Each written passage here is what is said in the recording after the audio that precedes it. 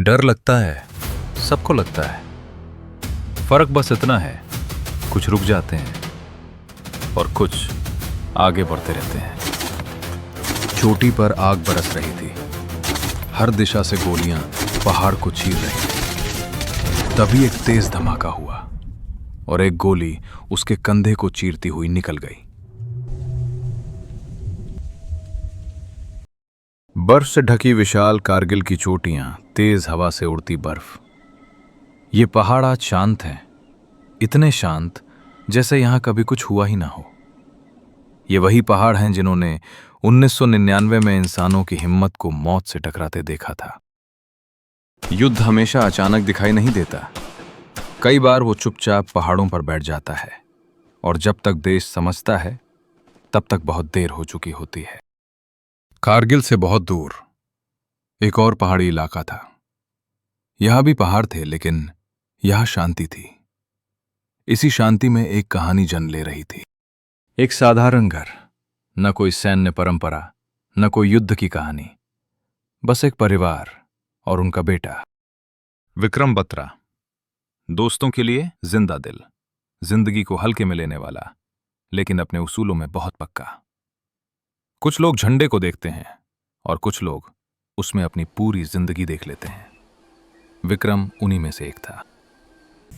धुंध भरी उस सुबह दौड़ता हुआ हर कैडेट थक रहा था, पर एक था जो थक कर भी रुक नहीं रहा था। सेना किसी को हीरो नहीं बनाती, सेना पहले इंसान को उसकी हद दिखाती है। उस दिन विक्रम ने अपनी हद मानने से इनकार कर दिया।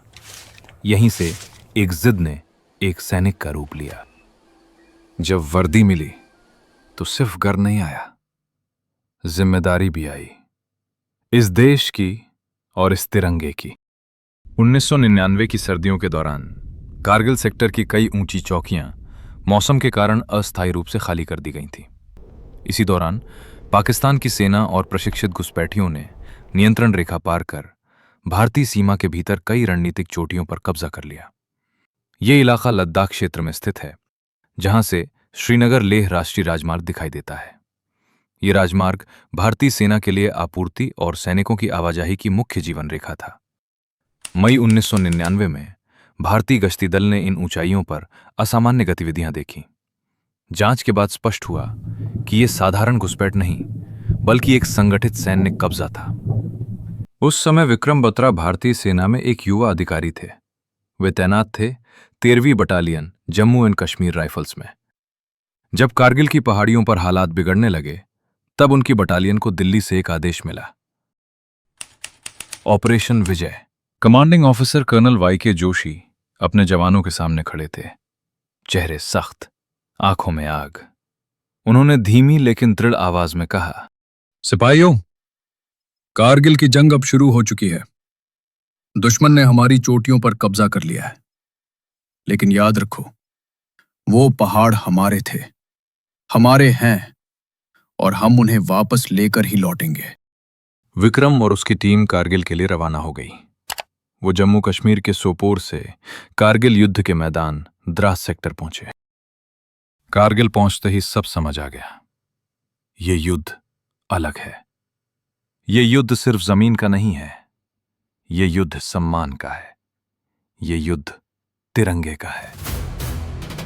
डर लगता है, सबको लगता है।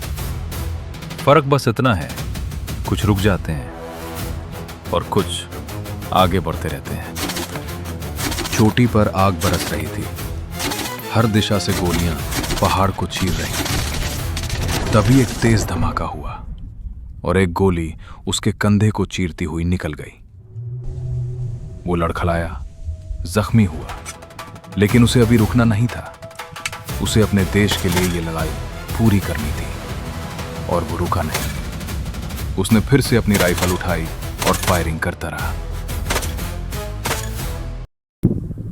विक्रम बहुत जख्मी हो गया था, उसका खून काफी बह चुका था, लेकिन उसने अभी तक हिम्मत नहीं हारी थी। विक्रम ने देखा कि थोड़ी दूरी पर अपना ही एक साथी घायल और जख्मी पड़ा है। मौत सीधा उसके साथी की तरफ पड़ रही थी। दुश्मन की गन ने सीधा उसकी ओर टारगेट लॉक किया था। उसने उस वक्त कुछ नहीं सोचा, सीधा अपने साथी को बचाने उसकी तरफ भागता हुआ गया। विक्रम ने अपने घायल हुए साथी को तुरंत वहां से निकाला। अब दोनों के बीच अंधाधुंध फायरिंग होने लगी। विक्रम ने दुश्मन को मार गिराया, लेकिन दुश्मन की एक गोली सीधी उसके सीने के पार चली गई। .4875 जहां विक्रम ने जीत लिखी अपनी आखिरी सांस से। कारगिल की उन बर्फीली ऊंचाइयों पर जहां हर कदम मौत से मुकाबला था, वहीं जीता गया था ऑपरेशन विजय। तोलोलिंग से टाइगर हिल तक हर चोटी खून देकर वापस ली गई। 26 जुलाई 1999 भारत ने दुनिया को दिखा दिया कि उसका सैनिक आखिरी सांस तक लड़ता है। वो गिर सकता है, पर तिरंगा कभी नहीं गिरता। विक्रम ने अपनी जान अपने वतन के लिए और अपने साथियों के लिए कुर्बान कर दी।